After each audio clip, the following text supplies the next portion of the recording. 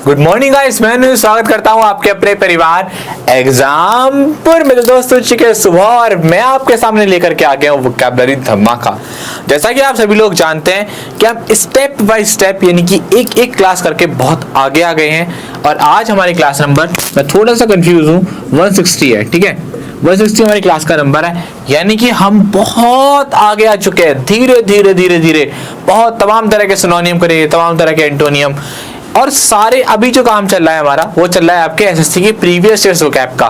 तो हम कुछ ना कुछ डेली नया उठाते हैं, जैसे कि कल आप कराए गए थे आपके एंटोनियम्स, है ना, और आज कराए जा रहे हैं आप क्या कराए जा रहे हैं आज आपके ईडियम एंड फ्रेजेस। तो बहुत मजा आने वाला है, चीजों को हम अच्छे से कवर करते हैं, इमेजेस के थ्रू याद करते हैं। आज जो है आपका ईडियम फ्रेजेस का टॉपिक था, तो यहाँ जो रिलेवेंट इमेजेस हैं वो कुछ खास नहीं मिली, इसलिए मैं आपको आज इसको वैसे ही याद कराऊंगा। लेकिन एक बात की मैं आपको गारंटी देता हूँ, अगर आपने थोड़ा सा भी ध्यान दिया इस क्लास में तो जितने भी आपके सामने ईडियम फ्रेजेस आने वाले हैं सारे आपको याद हो जाएंगे। आपको आपके इनकी डेली लाइफ से जोड़ूंगा, आपको थोड़ा सा सुनना है और प्रैक्टिकली सोचना है। जहां आपको ले जाऊंगा आपको वहीं चलना है मेरे साथ और हर एक ईडियम को हम अच्छे से यहाँ पर कवर करेंगे। क्लियर हो रही है बात? तो मैं सर से बोलूंगा, सर पहला क्वेश्चन लगाएंगे। देखिए आप सभी के सामने आपकी स्क्रीन पर पहला क्वेश्चन और पहला ईडियम यहाँ पर आ चुका है। पहला ईडियम है यहाँ पर आपका गाल एंड वार्म वुड। क्या है आपका? गाल एंड वार्म वुड। ठीक है, पहला है आपका गाल एंड वार्म वुड। ठीक है, ऑप्शंस हमारे सभी के सामने, हमें इसमें से एक चूज करके बताना है कि हमारा राइट आंसर क्या होने वाला है। तो आप सभी को मैं बता दूं, आपका जो ऑप्शन नंबर बी है यहाँ पर, क्या, हेटफुल, आपका यहाँ पर राइट आंसर है। लेकिन हमारी बात अभी यहाँ पर खत्म नहीं हुई, हमें इसको आपको समझाना है। कैसे? आप सभी अपनी लाइफ का एक ऐसा एग्जाम्पल अभी के अभी याद करो जिससे आपको सबसे ज्यादा नफरत है, उस चीज की इमेज अपने माइंड में बनाओ। जैसे मैं बना रहा हूं, मेरे को खाने में ले लो, मेरे को बैगन का भरता बिल्कुल भी पसंद नहीं है, तो मेरे दिमाग में इस समय चल रहा है बैगन का भरता और मैं याद कर रहा हूं इस ईडियम को उस बैगन के भरते से, और बैगन का भरता मेरे सामने है और मैं इस बैगन के भरते को क्या बोल रहा हूं? गाल एंड वारवुड। बैगन का भरता मेरे लिए क्या है? गाल एंड वारवुड है, यानी कि मेरे लिए कैसा है वो? घृणायुक्त है। तो आप सभी को एक ऐसी इमेज अपने माइंड में अभी अभी बनानी है जिससे आपको नफरत हो और उसको नाम देना है गाल एंड वारवुड का। होगा क्या? मेरे सामने जब भी कभी बैगन का भरता आएगा तो मेरे को ये ईडियम याद आ जाएगा, गाल एंड वारवुड। ठीक है बात? आगे बढ़ते हैं नेक्स्ट क्वेश्चन की तरफ। ओके, तो नेक्स्ट क्वेश्चन आप सभी के सामने यहाँ पर, लेइंग इट ऑन थिंग। सभी लोगों को इसका आंसर बताना है, इसका आंसर क्या होगा? बहुत अच्छा है,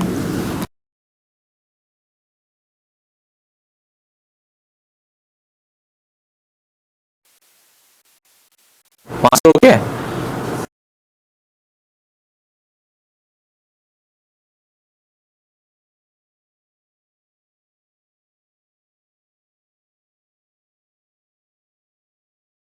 अब आ रही है? ठीक है, तो चलिए हमारे सामने यहाँ पर सेकंड आपका जो ईडियम है वो क्या है? Laying it on thing. क्या है आपका? Laying it on thing.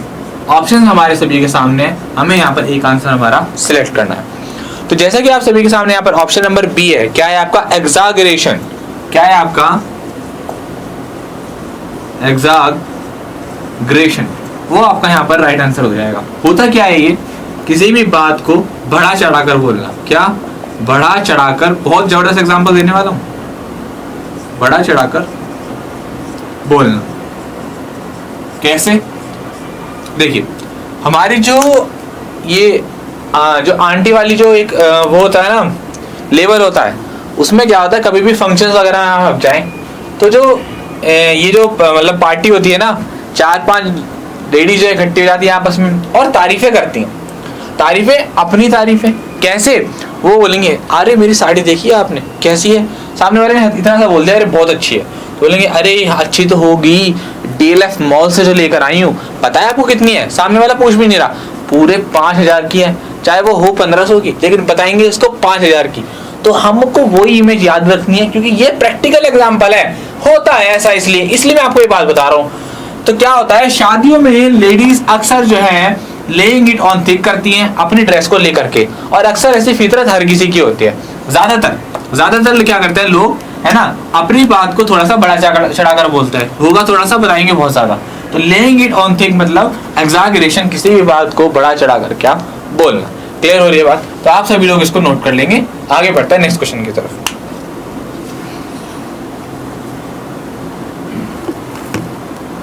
Next question लगा दीजिए सर।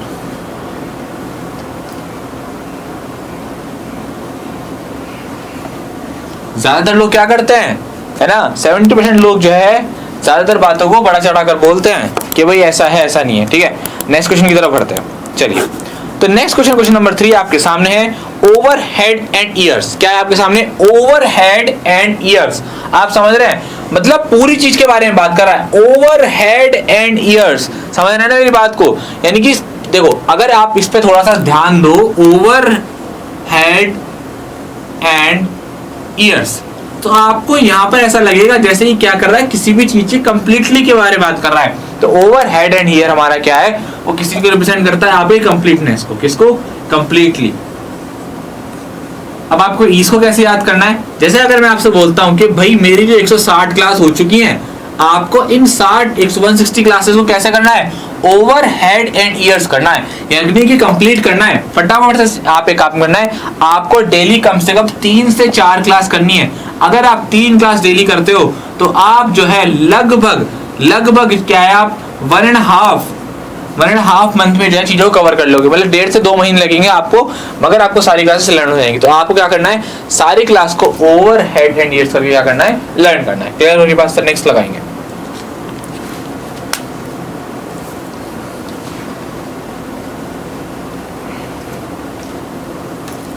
क्वेश्चन नंबर 4 आप सभी के सामने आपकी स्क्रीन पर।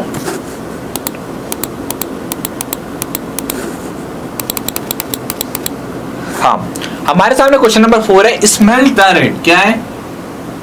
Smell the red. क्लियर हो रही है बात? आप सभी को मैं एक ऐसा एक्सप्रेशन करके दिखाऊंगा, आप सभी लोग समझ जाएंगे। आप सभी ने सीआईडी नाटक देखा होगा, वहां पर क्या है, आपने देखा होगा, कुछ तो गड़बड़ है।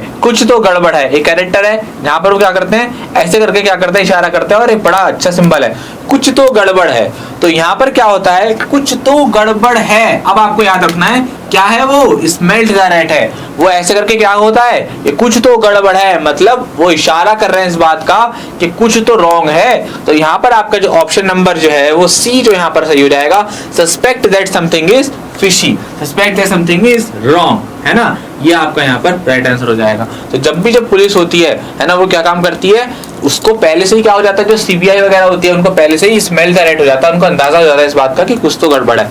तो यहाँ पर आपका स्मेल द रैट का राइट आंसर क्या हो जाएगा, option number C. Next question की तरफ बढ़ते हैं सर।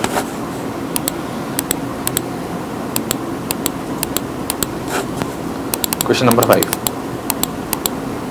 ओके, चलिए, तो क्वेश्चन नंबर 5 आप सभी के सामने आपकी स्क्रीन पर। हाँ, क्वेश्चन नंबर 5 है आप सभी के सामने यहाँ पर। यू विल सक्सीड, है ना, यही है ना? हाँ, okay. You will succeed if you follow my advice to the letter. ये कह रहा है आप सक्सेस हो जाओगे अगर आप सभी लोग जो है मेरी एडवाइस को मानोगे। तो अगर आप सभी को, अगर मैं आपको ये समझाना चाहूँ तो मैं आपको इसको अपने उससे समझाऊंगा। आपका क्या idea? Question number 5, to the letter. क्या है आप सभी के सामने? To the letter. आप ऑप्शन की तरफ जाएं तो यहाँ पर आपका option number C, in every detail आपका राइट आंसर हो जाएगा। ये कैसे हो जाएगा? ये कंप्लीट डिटेल। वो यहाँ पर एग्जाम्पल के थ्रू इस बात को कह भी रहा है, कह रहा है you will succeed if you followed my advice to the letter. आप सफल हो जाओगे अगर आप मेरी एडवाइस को क्या कर लेते हो, टू द लेटर कर लेते हो, यानी कंप्लीटली मान लेते हो, यानी कि हर एक डिटेल को। जैसे मैं आपसे बोलूं कि आपको अगर मैंने, है ना, अगर मैंने आपको रात 11 बजे वाली क्लास में अगर 300 वोकैब कराई है, ये इसी वाली क्लास में ले लो, अगर आपसे कहूँ कि मैंने आपको लगभग 2000 वोकैब करा दी है, तो आपको क्या करना है, हर एक वोकैब को कंप्लीटली याद करना है, जैसा अभी से पहले आया था। और हर एक वोकैब को क्या करना है, हर एक वोकैब की एक एक डिटेल निकाल करके पढ़ना है। इसका सिनोनिम क्या है, इसका एंटोनिम क्या है, इसका एग्जाम्पल क्या है। तो आप सभी को क्या करना है, वोकैबलरी को, वोकैब को क्या करना है, आपको टू द लेटर याद करना है। वोकैब को क्या करना है, आपको टू द लेटर याद करना है। आप इस तरीके से याद कर लो, कैसे कि मेरे को वोकैब को कैसे याद करना है, to the letter in every detail. मेरे को इंग्लिश को किस तरीके से पढ़ना है, इन एवरी डिटेल पढ़नी है, यानी उसे कंप्लीटली पढ़ना है। क्लियर हो रही है बात? आगे बढ़ते हैं सर नेक्स्ट क्वेश्चन की तरफ।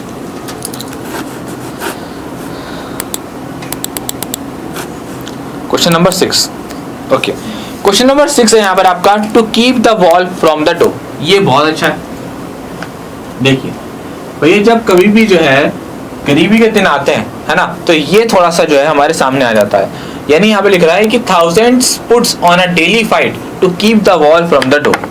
यानी कि बहुत सारे थाउजेंड्स ऑफ पीपल क्या करते हैं, फाइट करते हैं, लड़ते हैं, किस लिए, डेली। जो गरीब इंसान होते हैं, मेरी बात को लिंक करना, गरीबों को देखो, गरीबों के माइंड में इमेज बननी चाहिए कि जो गरीब लोग होते हैं वो क्या करते हैं, फाइट करते हैं किस चीज को लेकर के, जो उनका भूख है उनकी, जो उसको क्या करने के लिए, स्टारवेशन, यानी कि उसको, यानी कि आपकी जो भूख होती है, स्टारवेशन है, उसको क्या बोलते हैं, भूख। स्टारवेशन, स्टारवेशन को आप बोलते हैं भूख, है ना। उसका क्या लिखा हुआ है, अवॉइड। अवॉइड स्टारवेशन का मतलब है कि भूख से बचने के लिए कठिन मेहनत करना, दिन रात एक करना, किसी भी तरीके से जो है अपनी भूख को मिटाना, उसके लिए आप क्या यूज करते हैं, to keep the wall from the door. उम्मीद करता हूँ ये बात आपको बेहतर तरीके से समझ में आ गई होगी। तो यहाँ पर आपका क्वेश्चन नंबर 6 का ऑप्शन नंबर यहाँ पर आपका डी, वो आपका यहाँ पर राइट हो जाएगा। क्या हो जाएगा, avoid starvation is the right answer of this question. Okay sir, next question. गरीबों की इमेज को याद रखो, और वो क्या करते हैं, स्टारवेशन यानी कि भूख को अवॉइड करने के लिए क्या करते हैं, मेहनत करते हैं। तो क्या करते हैं, keep the wall away from the door. Okay, तो क्वेश्चन नंबर 7 आप सभी के सामने यहाँ पर स्क्रीन पर है। क्वेश्चन नंबर 7 है आपका यहाँ पर, टू बी ऑल एट सी। समझ रहे हैं मेरी बात को, टू बी ऑल एट सी, इसको जरा ध्यान से समझना है आपको। जब भी जो है आप जो है कभी कभार मैथ्स पढ़ते होगे, रीजनिंग पढ़ते होगे, वहां पर क्या है, कोई बहुत सारे क्वेश्चंस आपके क्या हो जाते हैं, आप फंस जाते होगे, कंफ्यूज हो जाते होगे, यार इसका क्या होगा, या बहुत सारी वोकैब याद करते होगे। तो मान लो आप ऑप्शन सॉल्व कर रहे हो, ए बी सी डी, अभी के क्वेश्चन नंबर के ऊपर बात कर लेते हैं। तो यहाँ पर ए है, बी है, सी है, डी है। तो आप सभी जो है कोई ना कोई बच्चा क्या हो रहा होगा, इसमें कंफ्यूज हो रहा होगा, यार ए भी हो सकता है, बी भी हो सकता है, सी भी हो सकता है, और डी भी हो सकता है ना। हाँ, क्लियर हो रही है बात। तो इस तरीके से जो है आपको, जो आपका ईडियम है, आपको कंफ्यूज करने के लिए आपका यहाँ आता है टू बी ऑल एट सी। इसको अगर आप बिल्कुल देसी तरीके से याद करना चाहो तो आप ऐसा मान लो, कह रहा है टू बी ऑल एट सी, यानी कि समुद्र में हो आप, कंफ्यूज हो भाई कैसे किनारे तक पहुंचना है, इस तरीके से भी याद कर लो टूटी फूटी लैंग्वेज में, लेकिन आपको याद हो जाना चाहिए। तो क्वेश्चन नंबर 7 है आपका, क्या है आपका, टू बी ऑल एट सी का आपका राइट आंसर क्या हो जाएगा यहाँ पर, लॉस्ट एंड कंफ्यूज। कैसा, लॉस्ट एंड कंफ्यूज। मान लो आपने कोई बिजनेस किया और आपका जो बिजनेस सक्सेसफुल नहीं हो पाया, आप उसको चला नहीं पाए, तो आपका बिजनेस कैसा आ गया, लॉस्ट हो गया, कंफ्यूज हो गया, आप कैसे करना है, तो आपका जो बिजनेस है टू बी ऑल एट सी आ गया। आप ऐसे स्टेशन में आ गए जहां पर आप कंफ्यूज हो रहे हो कि भाई आपको करना क्या है। क्लियर हो रही है बात। तो इस तरीके से उसको प्रैक्टिकल एग्जांपल से याद करेंगे। तो हर एक क्वेश्चन के लिए आपको आपकी लाइफ से जोड़ रहा हूँ ताकि आप उसको बेहतर तरीके से याद कर पाए। Question number 8 sir. अब अगला है आपका turn over, turn a deaf year. क्या है आपका, ये जो अंडरलाइन पार्ट कर लीजिएगा, टर्न अ डीफ ईयर, इसका बहुत अच्छा एग्जांपल दूंगा आपको। भैया आपको चाहिए था नया फोन, अब नया फोन है ना, आपको चाहिए था नया फोन, तो भैया आप पापा के पास गए, अपने पिताजी के पास कि पापा जी जरा मेरे को फोन लेना है ना। आपने बताना स्टार्ट कर दिया, पापा जी उसमें इतना मेगापिक्सल कैमरा है, ये उसकी रैम है, क्या सेल्फी खींचती है, सेल्फी का तो बड़ा क्रेज है आजकल, कहीं भी जाओ सेल्फी, हर जगह सेल्फी नजर आती है। तो क्या है, आप बोलोगे पापा से बड़ा अच्छा कैमरा है, ये सेल्फी वो सेल्फी, आप बताए जा रहे हो, और पापा पर नखरा, अखबार पढ़ रहे हैं, न्यूज़पेपर पढ़ रहे हैं, और चाय को पिए जा रहे हैं, आपकी बात को सुन नहीं रहे हो, आपकी बात को क्या कर रहे हैं, अवॉइड कर रहे हैं, आपकी तरफ कोई ध्यान ही नहीं दे रहे हैं, आपकी तरफ कोई ध्यान ही नहीं दे रहे हैं, आप जो बोल रहे हो आपको क्या कर रहे हैं, नजरअंदाज कर रहे हैं। ऐसा होता होगा सभी के साथ, जब आप जो ज्यादा डिमांड करते होगे, तो आपको आपके जो फादर हैं आपकी अननेसेसरी डिमांड को क्या करते हैं, टर्न और डिफियर करते हैं, यानी कि उसको क्या करते हैं, इग्नोर करते हैं, है ना। तो आपका यहाँ पर option number A, paid no heed मतलब क्या होता है, ध्यान, कोई भी ध्यान ना देना, कोई भी अटेंशन ना देना, वो आपका यहाँ पर राइट आंसर हो जाएगा। क्लियर हो रही है बात? सर आगे बढ़ते हैं नेक्स्ट क्वेश्चन की तरफ। तो आप चाहें तो उसको लिख भी सकते हैं, ध्यान ना देना। क्लियर है? चलिए तो फटाफट से लोग उसको जो है नोट कर लेंगे, फिर अपन बढ़ते हैं नेक्स्ट क्वेश्चन की तरफ। Okay, question number 9। हाँ, क्वेश्चन नंबर 9 आप सभी के सामने आपकी स्क्रीन पर दिखता है। क्वेश्चन नंबर 9 आप सभी के सामने क्या कह रहा है? क्वेश्चन नंबर 9 है आप सभी के सामने यहाँ पर, the student were advise to pour over the lesson thoroughly. यहाँ पर क्या है आपका, हाँ जो अंडरलाइन पार्ट है वो कंप्लीट नहीं है, उसको मैं यहाँ कर देता हूँ। क्या है आपका, टू पोर ओवर, इसको आप सभी लोग क्या कर लीजिएगा, अंडरलाइन कर लीजिएगा। टू पोर ओवर, आप सभी इसको अंडरलाइन कर लीजिएगा। क्लियर हो रही है बात? हाँ, तो हमारे सामने आया था student were advise to pour over the lesson thoroughly, यानी कि जो स्टूडेंट है उनको एडवाइस किया गया लेसन को ध्यान से पढ़ने के लिए। तो टू पोर ओवर का मतलब क्या होता है, टू रीड केयरफुली। क्या करना होता है, क्या होता है इसका मीनिंग, टू रीड समथिंग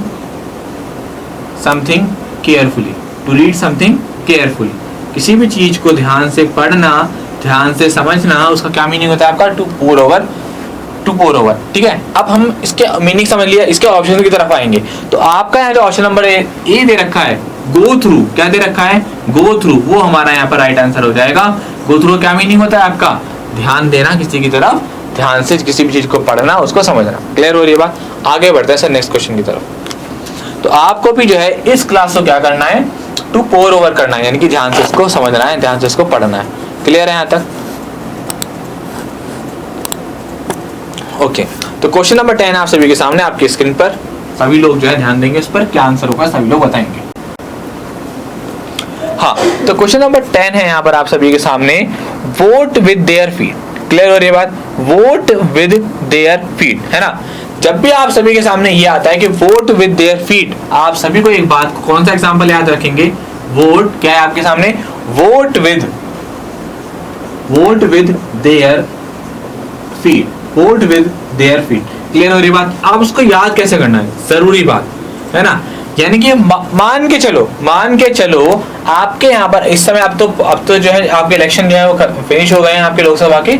मान लो आपके यहाँ कोई भी नेता जो है वो वोट मांगने आया और आपने क्या कर दिया, उसको मना कर दिया कि भाई मैं आपको जो है वोट नहीं दूंगा, मैं तो अपनी मर्जी से वोट दूंगा। तो आपने क्या काम कर दिया, मान लो आपसे वोट मांगने आया और आपने उसको मना कर दिया, तो आपने क्या कर दिया, उसको क्या कर दिया, वोट विद देयर फीट, यानी कि आपने उसको मना कर दिया, भाई मैं जो है आपको वोट नहीं दूंगा। तो इस सेंस में हमारा जो राइट आंसर क्या हो जाता है, शो देयर डिसअप्रूवल। क्या हो जाएगा, शो देयर डिसअप्रूवल, वो मेरा यहाँ पर राइट आंसर हो जाएगा। क्लियर हो रही बात? यानी कि अपनी नामंजूरी देना, हाँ ना करना, वो आपका यहाँ पर राइट आंसर हो जाता है। क्लियर हो रही बात? और इसको क्लियर कर देंगे। तो देखिए आज हमने याद किया आपके 10 जो है यहाँ पर इडियम एंड फ्रेजेस, है ना। एक बात सच है कि आज आपकी इमेजेस नहीं थी, है ना। हम डेली चीजों को इमेजेस से याद करते हैं, उसका रीजन था, रीजन ये है कि आप जो है इस इडियम एंड फ्रेजेस में ना इमेज को बैठाना थोड़ा सा कॉम्प्लिकेटेड हो जाता है, क्योंकि जो ये जो फीलिंग को क्या करती है, फीलिंग को मतलब क्या करती है, रिप्रेजेंट करती है। एंटोनियम सिनोनिम में कोशिश हो जाती है कि वहां पर हो जाता है चीजों का आसान, वहां पर बहुत टफ होता है इमेजेस को, सही इमेज को लेकर के आना यार बहुत बड़ा टास्क होता है। ठीक है, तो यहाँ पर जो है मैं देख रहा था बहुत सारी इमेजेस जो लिंक नहीं कर पा रही थी, कुछ कर रही थी, कुछ नहीं लिंक कर पा रही थी। तो इसलिए मैंने सोचा कि आपको इसको आपके माइंड से इमेज बनवाऊंगा। जैसे मैंने आपको बताया कि अभी वोट मांगने आया था तो आपने सोच लिया, गरीब था तो आपने गरीब की इमेज को याद कर लिया, आंटी जी की साड़ी थी बड़ी महंगी थी, है ना, फेक रही थी वो आपने याद कर लिया। तो हर एक चीज को आपने प्रैक्टिकली यहाँ पर आपको याद कराया गया। उम्मीद करता हूँ कि आप सभी ने इस क्लास को एंजॉय किया होगा। अगर आपको पसंद आया तो प्लीज सभी लोग लाइक करेंगे और क्लास के लास्ट में जाकर के क्या करेंगे, अपना फीडबैक जरूर देंगे, आपको क्लास कैसी लगी। ठीक है, तो मिलेंगे आपसे आने वाली आपकी अगली क्लास में, तब तक के लिए हंसते रहिए, मुस्कुराते रहिए, गुनगुनाते रहिए। जय हिंद, जय भारत।